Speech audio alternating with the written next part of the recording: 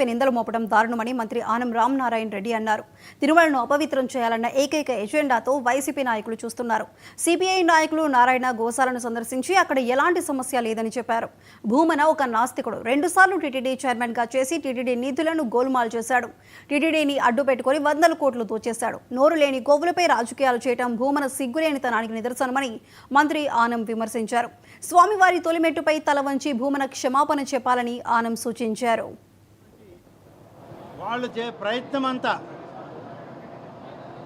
ఏదో ఒక నెపం, ఒక బురద జల్లి ఆ వాతావరణాన్ని కలుషితం చేయడానికే వాళ్ళు చేసేటువంటి ప్రయత్నం.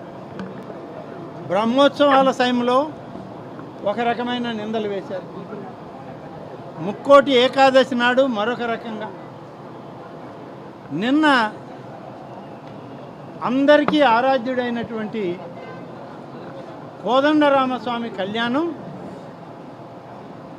గతంలో ఎన్నడూ లేనటువంటి విధంగా ఒంటిమిట్టలో చేస్తూ ఉంటే ఈ యొక్క గోశాల గురించి మాట్లాడడం, ఇవన్నీ చూస్తూ ఉంటే ఏమర్థమవుతుందంటే వైఎస్ఆర్ కాంగ్రెస్ పార్టీ నాయకులకు ఈ ప్రభుత్వం మీద, మా ముఖ్యమంత్రి గారి మీద నిందలు మోపడమే ఒక లక్ష్యంగా పెట్టుకున్నారు.